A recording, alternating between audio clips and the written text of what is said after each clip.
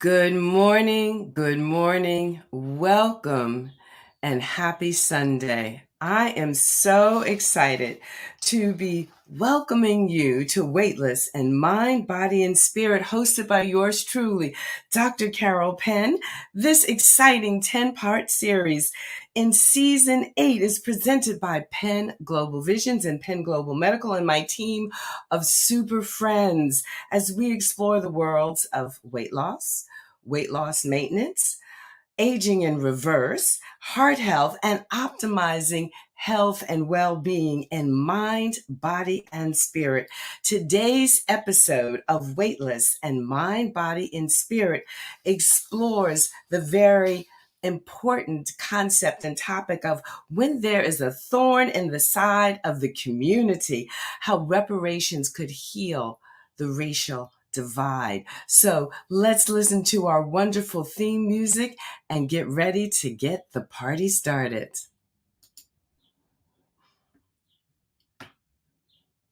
Weightless, no matter what people say, you're full of greatness.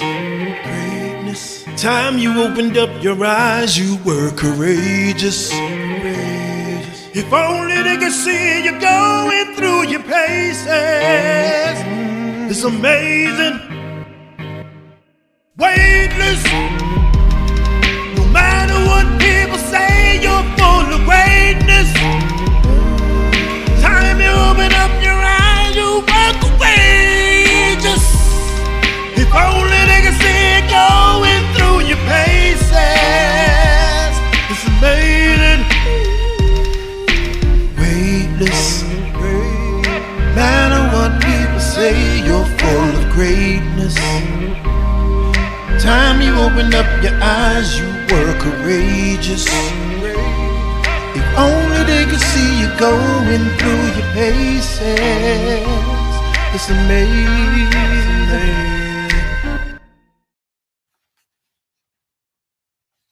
Well, welcome back, and we are looking forward to a welcome from our sponsor.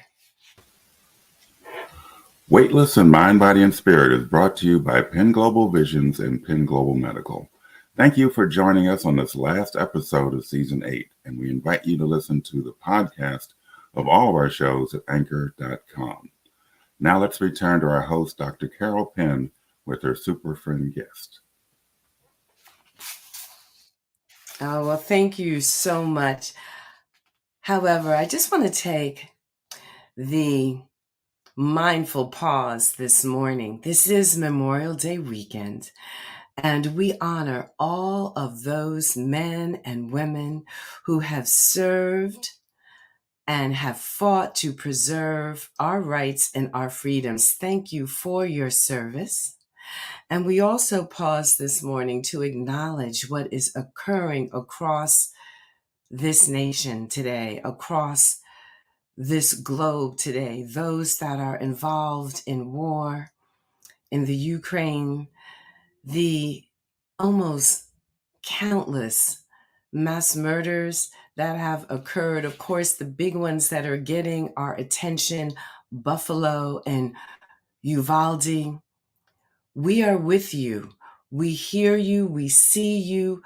We are bearing witness to this collectively. But you know, here on Weightless and Mind, Body, and Spirit, we do our best to evolve our consciousness to be inclusive and to remember. And as always, we begin this effort today to acknowledge what has been buried by honoring the truth. Please take a moment to consider the many legacies of violence, displacement, migration, and settlement that bring us here today. And please join us in uncovering these truths, for this is our ongoing work, is it not? All right, everyone, welcome. And we have so many of you joining us for the first time today. And we are looking forward to our production team reaching out and letting us be able to see who you are and give a shout out. So we want you to remain active in that chat today. Good morning and welcome, welcome, welcome, Sojourner. We know who you are. Good morning and welcome, Kenny. And again, thank you for that incredible theme music. So wonderful. Good morning and welcome, Shirley. We have Red Bank, New Jersey in the house. We have good morning and welcome, Linda. Hashtag Meditation Nation. So many of you tuning in and joining. Good morning and welcome, Dina, my colleague from the Center for Mind Body Medicine. And yes, we have a lot of work to do. Good morning and welcome, Molly. So I'm going to ask everyone. Oh, they're just all coming on this morning, and it's exciting to see you all here and to welcome you all here this morning. So, as always, I'm going to bring our incredible guest on today while I share her accolades, her bio, as you get to know Andrea McChristian, Esquire. So let's see. Here she is. Here she is. So you can see her beautiful smiling face. And I want you to listen up as we learn about the amazing work that she's doing and who she is. Andrea McChristian is the Law and Policy Director at the New Jersey Institute for Social Justice. In this capacity, she leads the implementation of the strategic vision and direction of the Law and Policy Program. Andrea oversees the programmatic function of the Institute's 3 pillars of social justice, democracy and justice, economic justice, and criminal justice reform. Prior to becoming Law and Policy Director, Andrea served as the director of the Criminal Justice Reform Initiative and was the primary author of Bring Our Children Home, Ain't I a Child, which forms the basis of the 150 Years is Enough campaign. Oh, we're going to be learning about all of this today. Andrea's writing on juvenile justice and racial justice has been published in the Star Ledger, the Juvenile Justice Information Exchange, and the New Jersey Spotlight. Before joining the Institute, Andrea served as a litigation associate at the New York office of Fried, Frank, Harris, Shriver, and Jacobson.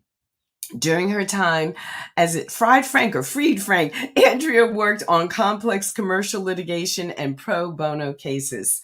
Andrea is a 2008 graduate of Yale University, graduating with distinction in the major of political science. At Yale, Andrea served as co-president of the Yale NAACP, co-reactivating the chapter after a years-long absence from campus. After graduation, Andrea joined Teach for America, teaching Head Start for 2 years in the Las Vegas Valley. Andrea then attended Columbia Law School, where she participated in the Challenging the Consequences of Mass Incarceration Clinic, interned in Auckland, New Zealand as part of the law school's human rights internship program, and interned at the NAACP Legal Defense and Educational Funds. After graduating from Columbia Law School in 2013 as a Harlan Fiske Stone Scholar, Andrea clerked for Chief Judge Patrice B. Tucker of the Eastern District of Pennsylvania. Welcome and good morning, Andrea. Good morning, Dr. Penn. I'm so glad to be here and have this wonderful conversation with you.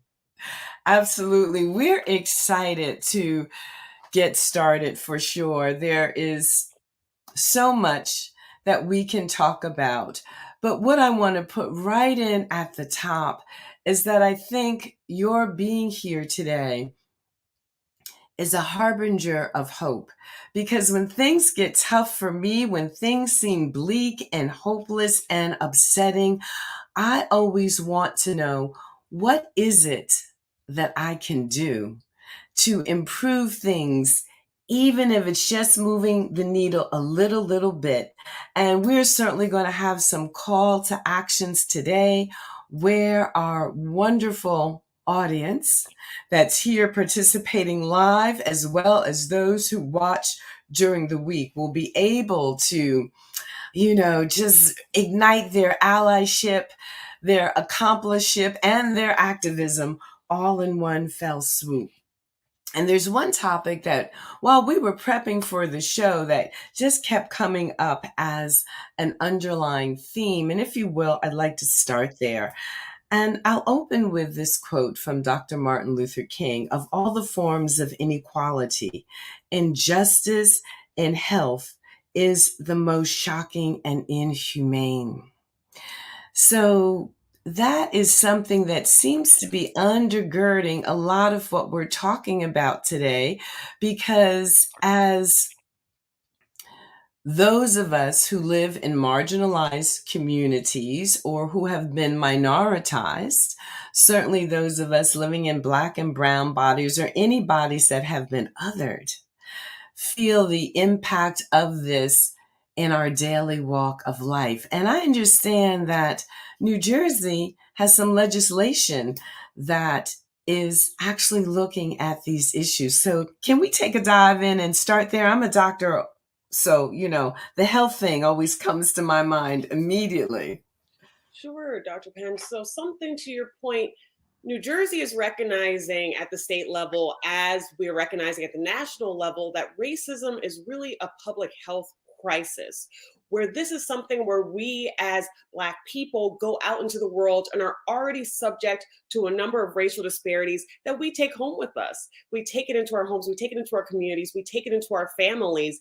And that's something that is helping to contribute to New Jersey having some of the most shameful racial disparities in the entire nation, which I hope we'll talk about in a little bit. And so there is legislation, to your point, right now in New Jersey, a resolution. Again, to your point, we're about action at the Institute. So I'd like to give the bill numbers. The bill numbers are AR 53 and SR 11. Those are identical bill numbers in the Assembly and the Senate that would declare racism a public health crisis in the state. Because we know that, one, even moving further than that, COVID-19, we're still in the thick of it. We see that cases are rising once again. And we know that Black people, both within New Jersey and at the national level, are more likely to be essential workers at the front lines, are more likely to live in crowded, substandard housing, which makes it hard to socially distance, are more likely to be in lower paying jobs where they aren't able to get the same benefits as their white counterparts in the suburbs to be safe during this pandemic. And so already, when Black people from the founding of our nation were subject to racial disparities that have compounded and racism in itself, we saw that COVID-19 has exacerbated that racism, exposing the cracks of structural racism that were already inherent within our society since the foundation of our country. Well, thank you for that. And thank you for those bills. And I'd like everyone, get out your notepads and get out your pens and write these down. So even if you aren't watching from the state of New Jersey, you live elsewhere, you can pick up the phone, you can email and find out if there are comparable measures occurring in your state. And if they aren't, you can ask why not. Remember, in politics, it seems that the squeaky wheel gets the oil. So if you aren't participating in the conversation, then they're listening to those who are. So if you want to participate in this conversation, that's a little thing that you could do. It's a small thing, potentially with a large impact. And one of the ways, again, just to frame it, to point it out. So let's just look at life expectancy. Life expectancy for a white male in this country is 78.8 years. For an African-American man, it's 71.9 years. And this is actually declined from 2011 when it was 72.2 years. And this is when we control for education, for economics. So why is that? And what is that about? Is that racism can kill you and is killing you. We could go on and on and on. And I would just like to share with our audience, there's a great book called Black Fatigue by Mary Frances Winters. And the subtitle is How Racism Erodes the Mind, Body, and Spirit. And you could read about some of these statistics that she includes and documents up through like 2017, 2018, because this was a recently published books. So, and yes, and I think there was a question in there about the Senate, the comparable bill in the Senate. There was another number that you shared. Yes, it's SR 11 in the Senate and AR 53 in the Assembly side. Okay, very good. So those are the numbers you need to know in New Jersey. And if you aren't in New Jersey, you need to be in touch with your state legislature and find out what they are. And if not, why not? All right, so let's go into it. One of the policies that we were talking about in preparation for the show is around housing and around some of those discriminatory practices. And I know these are some of the big projects that you're working on. So let's jump on into that. Sure. So New Jersey is really a tale of two New Jerseys, where in one New Jersey, white communities are able to benefit from all of the prosperity in the state, where we have one of the highest median net wealth for white families in the nation of $322,500. So that's a median net wealth for New Jersey white families. Again, $322,500, one of the highest in the nation. By comparison, Black communities are not able to experience that same prosperity, where the median net wealth for a Black family in New Jersey is $17,700 by comparison. So again, $322,500 white families, $17,700 Black families. So that's a over $300,000 racial wealth gap here in the state. But how did we get here? One of the largest drivers of our racial wealth gap is home ownership, where in New Jersey, Black households, only about 30% of them are homeowners compared to about 70% of white households. But this is not a homeownership divide created in a vacuum. We have to really look at the founding of the colony. When English settlers were given 150 acres of land for coming to the colony of New Jersey and an additional 150 acres for every enslaved person they brought with them into the colony. We have to look at an early form of sharecropping that took place here in the state called cottaging. We have to look at how New Jersey opposed the Emancipation Proclamation and the Reconstruction Amendments. We have to look at how redlining and racially restrictive covenants took hold in New Jersey, as well as how returning servicemen from World War II, Black servicemen, were denied the benefits wholesale of the GI Bill, which we know was an expansive program in our nation that led to the development of a strong middle class. And we have to look at predatory lending practices, which have led New Jersey to consistently having one of the highest foreclosure rates in the nation. And so we have to look at this history of divestment of property from our Black communities, while also incentivizing and essentially giving property to our white communities generationally, that's led to this racial wealth gap and this home ownership divide by race today. But importantly, a factor is that Black families are less likely to own homes, but once they have homes, they're also less likely to be able to extract wealth from those homes. And a big component of that is racially discriminatory appraisals, where I'm sure you've seen all the news about it lately that we've heard, where Black families, for example, I believe there was a New York Times piece, were talking about removing all of the images and photos from their homes so that they could get a fair appraisal rate. This is something that has been so much of an issue in terms of the racial wealth gap that the Biden administration actually announced a task force to look into racially discriminatory appraisals and to come up with solutions for how to address it. And they released that task force report a few months ago.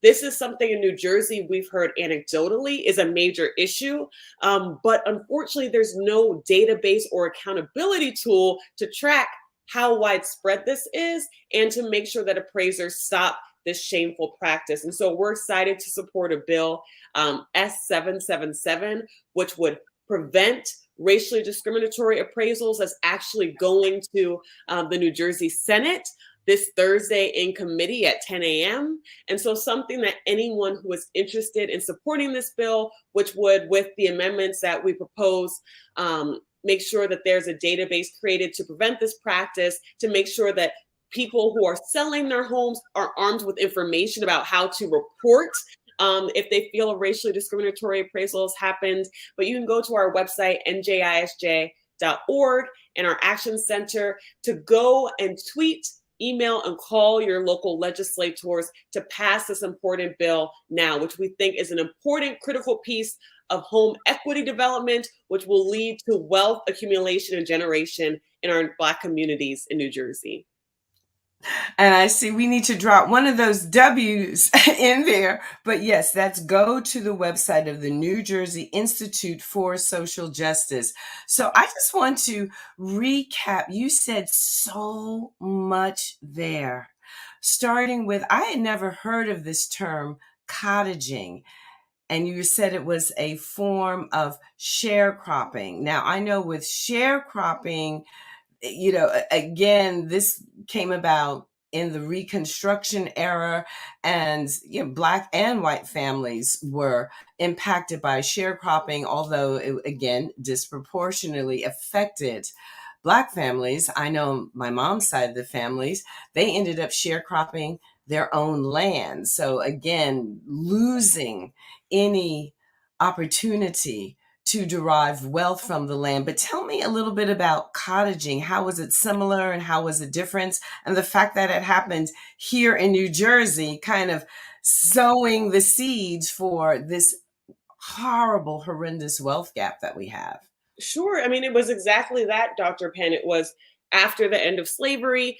Many now freed Black people weren't able to get, jobs. They weren't able to benefit their families, and so their the former masters of their plantations were offering them the opportunity to still continue to work the land in an early form of sharecropping called cottaging. And what we found is that this took hold most strongly in Monmouth County, this early form. And so obviously, if you are working the land where you once were enslaved, you aren't able to then, to your point, get property, gain wealth, be able to be independent. So it was essentially a continued form of enslavement after the end of slavery itself legally. And you also had a powerful call to action.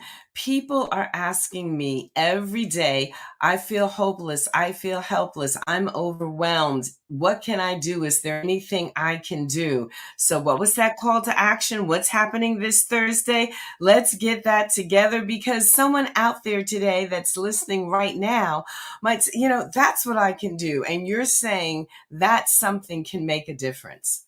Sure. So this Thursday at 10 a.m. in the Trenton State House and Senate Committee S777, the Fair Appraisals Bill is going to go to a committee hearing. I'll be testifying. We are working with partners to make sure that people come out to testify to pass this bill out of committee, which would then mean it would go to the House floor.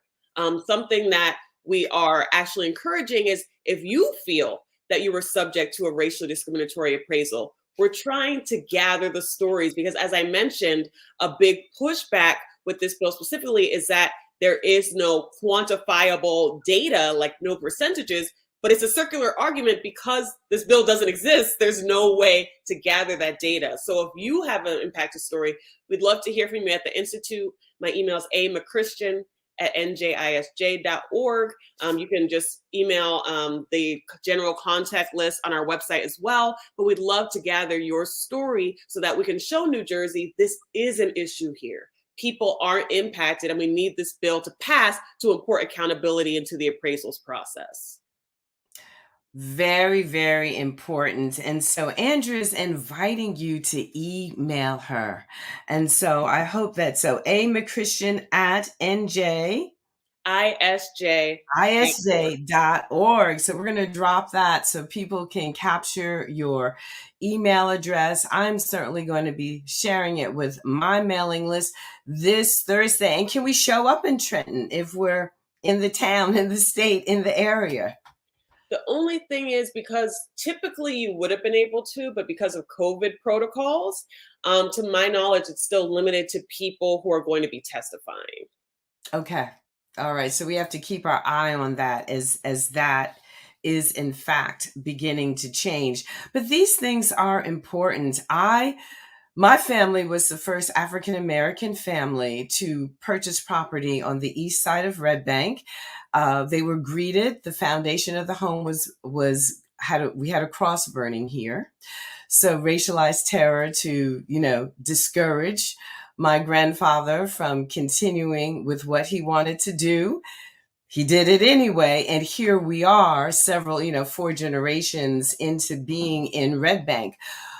We live on a corner where no African American family has ever lived on that street.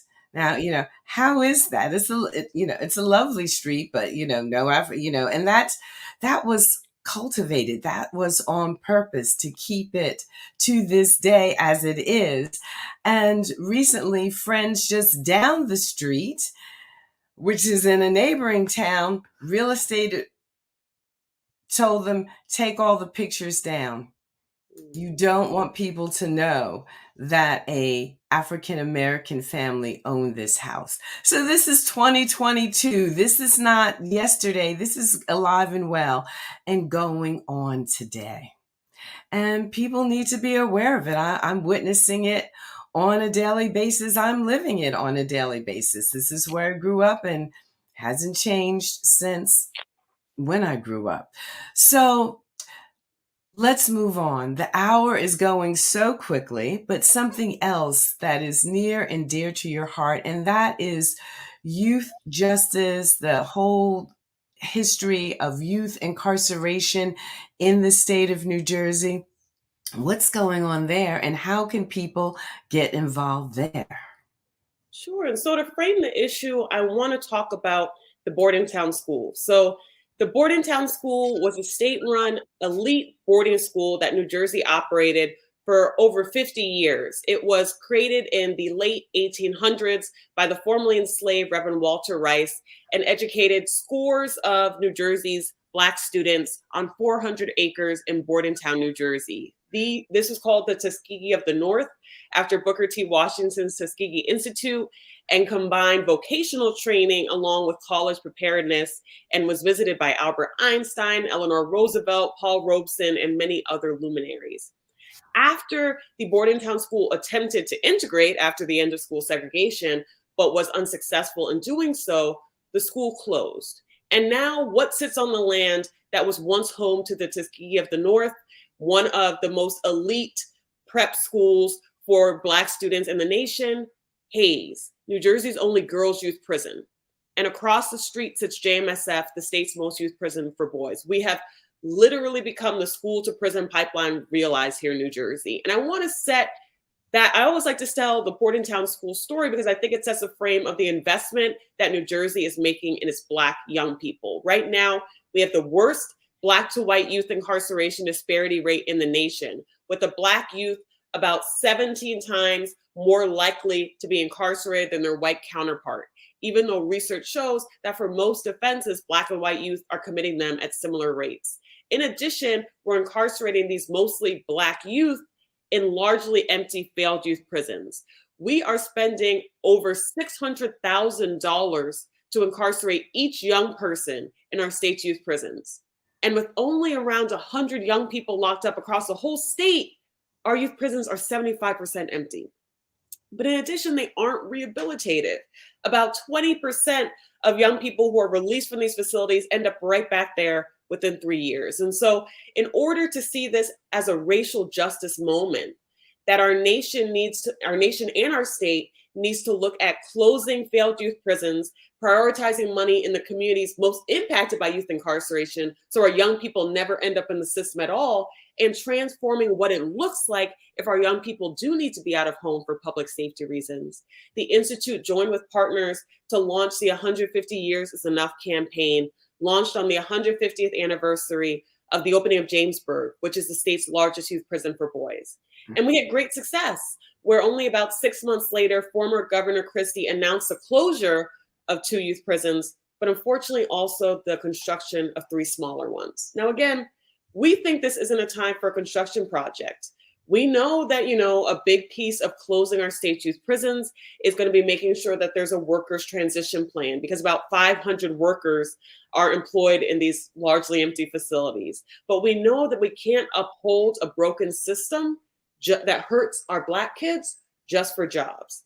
And so what we've done at the Institute is we have partnered with other members on this campaign to dissent from a recent report that was created by a state-created task force that said we're just going to move forward with this as a construction project. We're not going to take the moment to invest in our communities. We're not going to take the moment to set a closure timeline. We're not going to take a moment to see what investments are being currently wasted that we can reappropriate and reallocate towards our kids. And so what everyone can do is go to our website and read our dissenting statement to this governor-created task force, where we say that we need three things simply right now in this moment of youth justice transformation, 2 years after a racial reckoning that really exposed the structural racism in our foundation. Three things. One, we need to set a closure timeline for our state's youth prisons. The announcement was made in 2018. It's now 2022. All our youth prisons are still open. As our kids stay languishing in these faraway facilities, removed from their communities and loved ones, we can't wait one more day to bring them home and bring them into safer and more rehabilitative out-of-home placements. Number two, we need to invest $100 million into the communities most impacted by youth incarceration. Our state is spending about $50 million each year to incarcerate 100 kids. Why can't we invest $100 million into front-end community programs that will help communities all across the state in prevention, intervention, diversion, restorative justice, mental health practices to keep our young people who are at risk of entering the system in their communities? And we picked $100 million specifically because that is the amount that Governor Murphy previously dedicated to tackling the opioid epidemic, which we know affects certain communities. And number three, we want a full transformation of our state's youth facilities. Let's look at the youth prisons we already have. We don't need to construct 3 smaller ones. We need to close all youth prisons and look at best practices, which look to renovating and repurposing community-based facilities like old schools, old churches, making them secure, but keeping them close to their families and loved ones so we don't have to worry about reentry because these young people were still integrated into the community even when they were placed somewhere else for secure care. And so those are 3 things we're asking. You can go to our website, njisj.org, to sign on to our dissenting statement, because we need to show force to the state to say, these are our kids, these are our communities, and we want a better investment for them than just another construction project of youth prisons. Okay, New Jerseyites, there you have it. There you have it. There is a something that you can do that you could do right now. You could do immediately after this show, like no excuses, and sign that dissenting statement. Because as we're hearing from Andrea, these things make a difference. This then becomes the social proof that people care. And this you could do regardless of political association, regardless of whatever color body is that you're living in. But this is you could do as a human being that says, yeah, 150 years is enough. This is not right. This is not right. So let me ask you this. What kinds of criminal offenses seem to be predominating? Like, why are these kids being picked up, removed from their homes, and being sent to prison? It really runs the gamut, Dr. Penn. Some young people are in there for lower level offenses, but many are in there for serious offenses. And something that we are arguing for is that we've seen that national best practices show that you can have secure care facilities in the community for young people who have committed more serious offenses, and they're more rehabilitative. Because just imagine if a young person commits a very serious harm and they're sent to a faraway youth prison that's hard for their families to reach them. It's hard for community-based services to wrap around them. If they get a job out there, it's not going to translate when they get back to the community. Versus if a young person has committed a serious offense, but they're kept in a secure care placement in their community, they can still be roped into their school. They can still be connected to their family. They can still be connected to community services. They can start the process of getting a job so that when they get released, they're already there.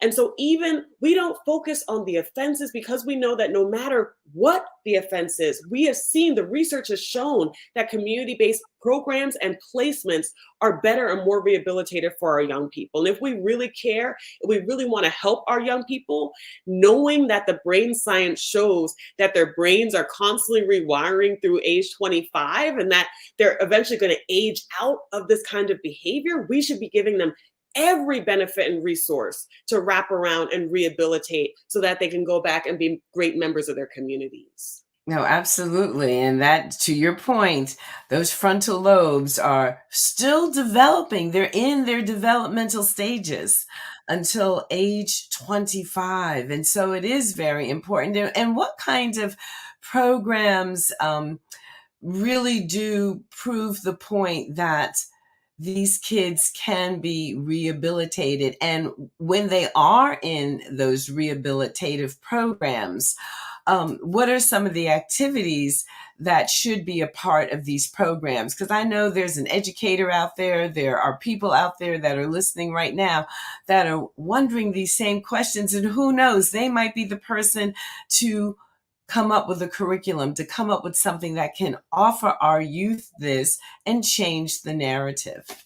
So something that we're very excited about actually is a program that people can get involved with right now. So with our campaign, we were moving full speed ahead, and then COVID happened, where we had to be responsive to our young people far away in these prisons being exposed to COVID disproportionately, because at one point we had one of the highest adult death rates in the nation in our prisons. And while we didn't have the youth numbers, obviously we know that was also a major issue there. And so we sprung into action for a number of kind of rapid response COVID items. So through our advocacy, we became the first state in the nation to test all of its incarcerated youth for COVID-19.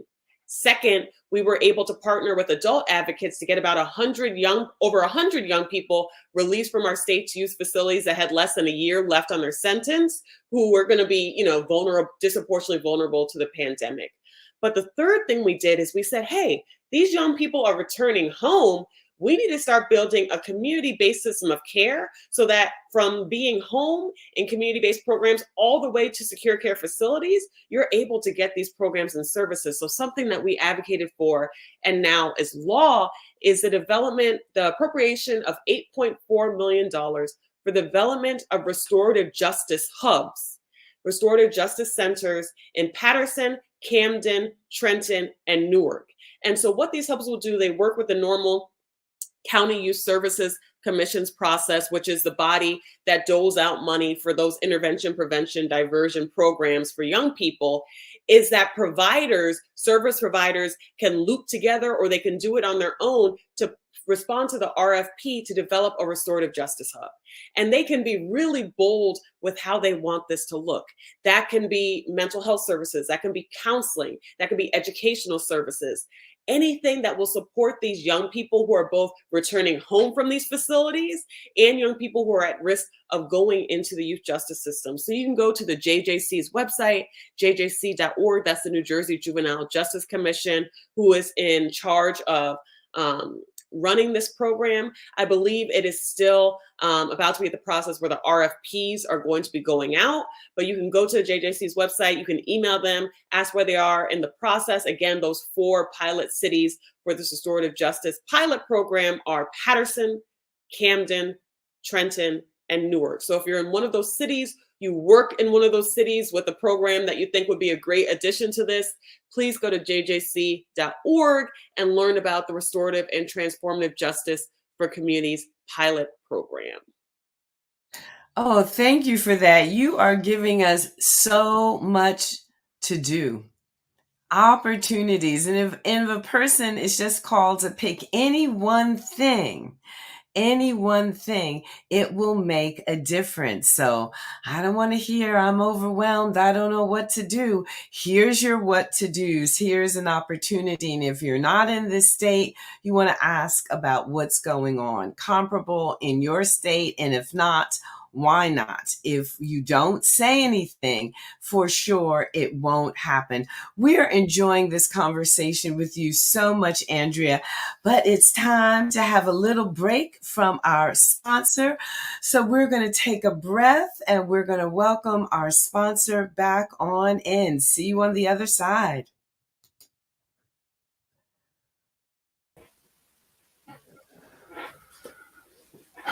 Such a fabulous show. Thank you both. Weightless of Mind, Body, and Spirit is brought to you by Penn Global Visions and Penn Global Medical. We'd like to thank Testito for supporting this program and thank you for joining us today. We invite you to listen to the podcasts of all 8 seasons of our shows at anchor.com.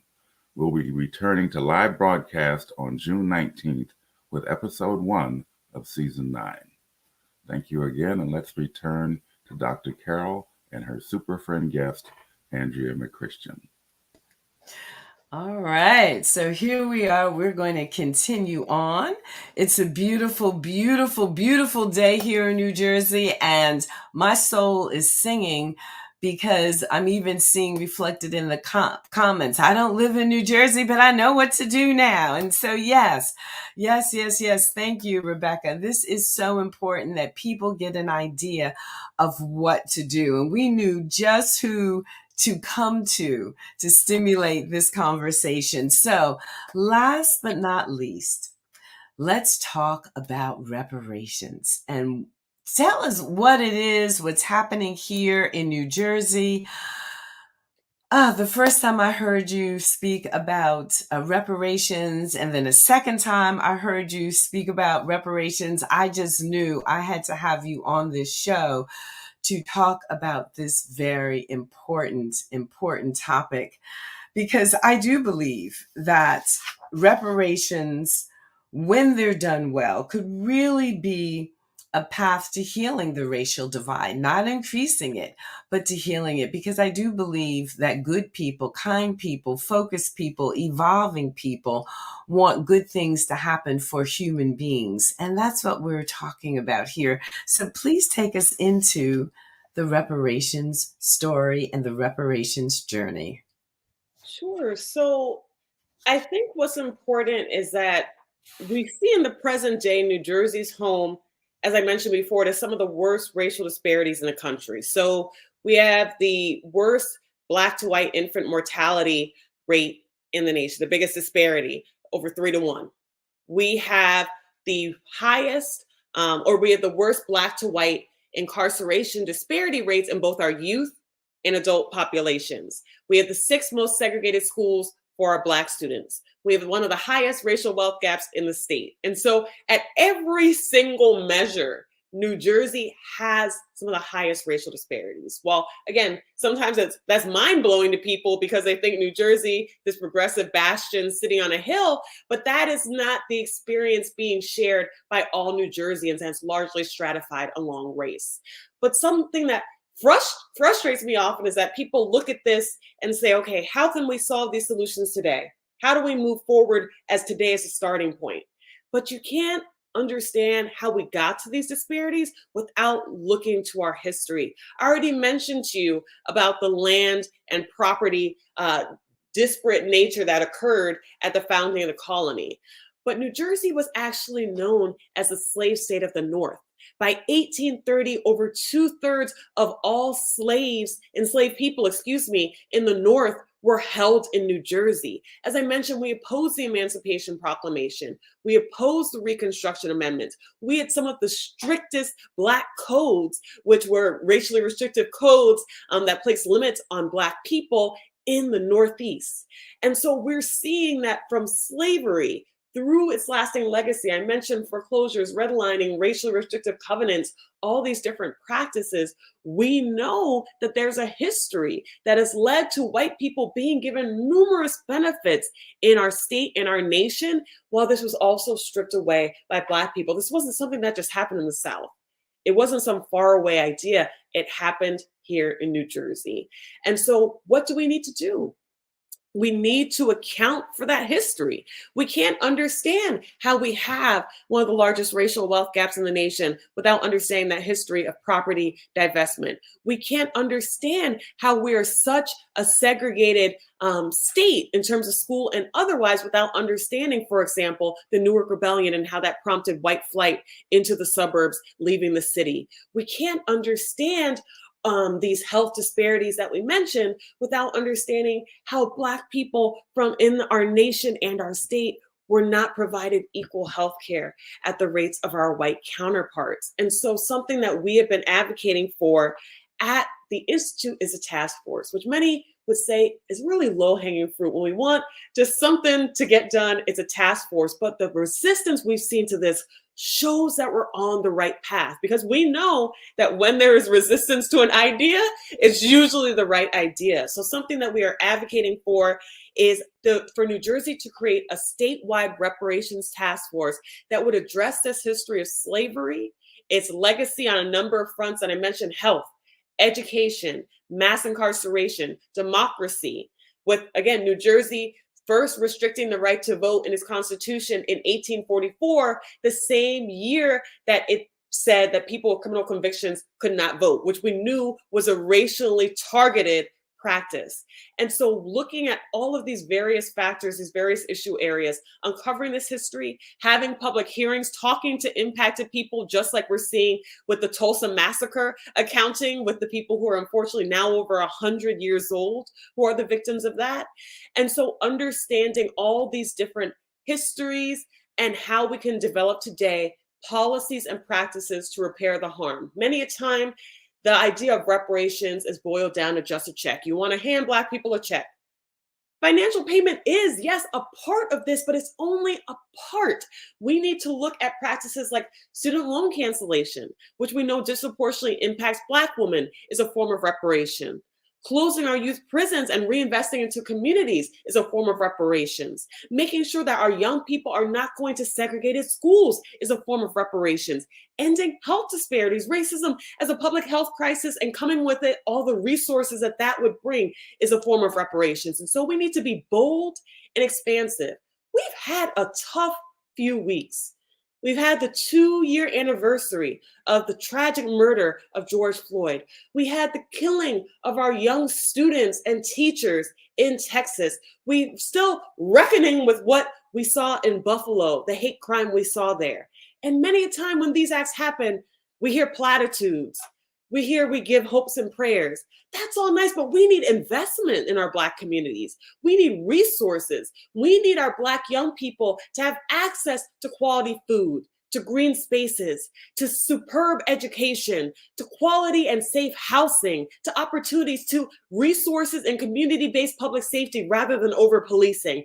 These are all reparations that are the reality of our Black people today that have come from a history of structural racism. And so our statewide reparations task force, again, A938, S386, would unpack this history and create policies that would repair the harm. And we hope that you'll join with us. We have one on our website. We have another action alert so that you can text, email, call your local legislator to pass the statewide reparations task force. But we're also rallying because we know that there is power in the people. And so on Juneteenth, because the state has now declared Juneteenth a state holiday, Juneteenth this year is June 17th, a Friday. We are partnering with the People's Organization for Progress, a legacy organization here in the city of Newark that has held reparations rallies for decades, to have our Juneteenth march and rally for reparations, to call for the statewide reparations task force, justice, to call for the state to close our youth prisons, and democracy for the state to pass same-day voter registration. So we hope that you'll join with us at noon on June 17th at the Lincoln Memorial in downtown Newark. We want to come in force to show the state that we're tired of platitudes. We're tired of words. We're tired of low-hanging fruit bills that don't invest in our communities. We need reparations today. Thank you so much. That was extremely powerful. And again, several calls to action. So there is actually if you want to go up, if you want to show up, if you want to be there with your body, show up on the state holiday that's declared all across the United States, Friday, June 17th at noon. That's the march. Then the rally begins at 1:30, because again, it's that squeaky wheel, isn't it? When you show up in numbers, when you're making noise, that's often been an excuse. Well, we're not going to do this, or we're not going to pay attention. Doesn't seem like Black people are interested. Doesn't seem like white people are interested. So no, if you make a noise, if you show up, they can actually count the number of people. Then they go, oh, yeah, we better listen to this. We better pay attention to this. Again, going to the website and indicating there on the website. So there's a lot of things. You could spend a good 10, 15 minutes on that website, signing your name, declaring things, finding out what's going on. That's an action that we all can take today. And I'm just going to ask, if you're going to go to that website today, right after this show goes off the air, go ahead and drop that in the chat. I'm going to make it a point to go and look on that website. Where can I put my name? Where can I indicate my interest? Where can I be counted to say that I care? In my home state, New Jersey is my home. I'm a native of New Jersey. I'm a 4th generation Red Banker. And I want to be counted. I want to be in the number. And I often ask people, how is it that you want to be remembered? Do you want to be remembered as a person who did something? Or did you want to be, a person remembered as those who really did nothing? Again, one of the coaches, Steve Kerr, this week said in relation to the tragedy at Uvalde, I am sick and tired of the moments of silence. They're nice, they're necessary, they're whatever. And when nothing happens as a result of it, when we still keep going back to the same place again and again. And I've even heard, isn't that the definition of insanity? Doing the same thing over and over again, and then yet expecting a different outcome. So the people that are watching here live let us not be in that number. Let us be in the number that said, you know what? Whatever the outcome is, they showed up, they tried, they made their voices known, they didn't remain silent in the face of the horrific. They did not remain complacent and hide behind any hint of privilege or it's too big, it's too much, it's too overwhelming. But they did. They showed up. They put a little skin in the game. And that's my call to action to all of you today. And we are going to be doing this particular show as a rebroadcast during our 9th season so that people can hear this again. So important that it's not just Juneteenth, but it's August 10th and it's September 10th and it's October 10th, that there's ongoing action and ongoing opportunity to be the change that we want to see in the world. So, Andrea, one more time, how can people get in touch with you? What is going on in that website? Let's sum it up, because I think, right now, right today can be the beginning of those changes and anchoring them, because you all are doing the work, and thank you for that.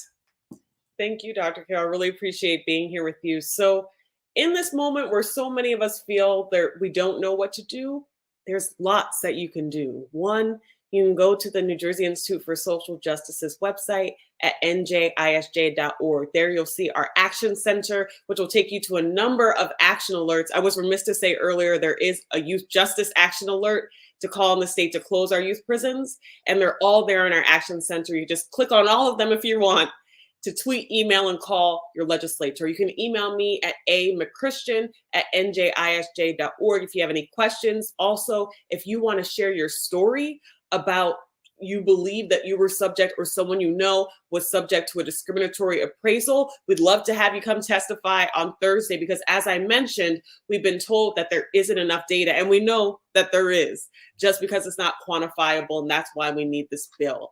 We encourage you also to come out to our Juneteenth rally, June 17th, noon, Lincoln Memorial in downtown Newark, to make sure that your voice is heard on these issues and more, because I know it's tiring. We're all exhausted. It's an exhausting process, but power expects us to be exhausted. Power wants us to be exhausted so that can continue the way it is. So you got to rest. We got to be mindful. We got to be well and take care of ourselves, because we need to be fortified for this fight.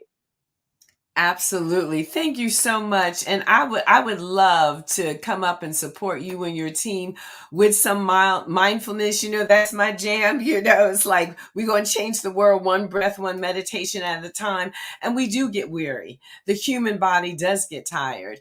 And how is it that we can rest for rest's sake, to be restored, to be renewed, have that clear mind, and then make a better choice, have a higher thought, evolve the consciousness of humanity. So that's a gift that I would love to offer to you personally, as well as to anybody on your team that you feel that might need it. So restoration and rest for the soldiers in the field. So listen, you all, we're going to go ahead. We're going to get out of here.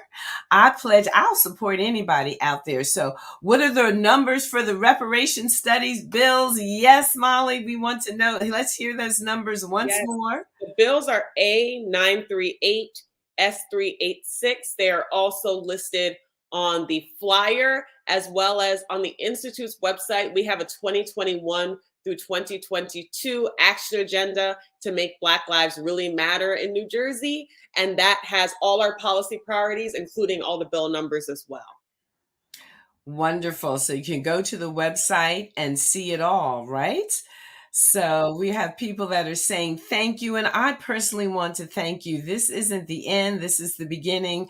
I hope that we will be together on many more platforms to continue to bring this word, to keep bringing this opportunity for people who know they want to do the right thing, and for people who want to make change. So this is wonderful. Thank you so much. Listen, you all, do Weightless in Mind, Body, and Spirit a favor. Follow us on Anchor, where we are a podcast. Share this with your community. Share this with your sphere of influence so that the word can get out. Let's meet there up on the hill in Newark on Juneteenth, and let's make those changes. So long for now, and see you back here on Sunday, June 19th, when we kick off season 9. So excited, so excited. Thank you so much. And we're going to ask Kenny to go ahead and play us out.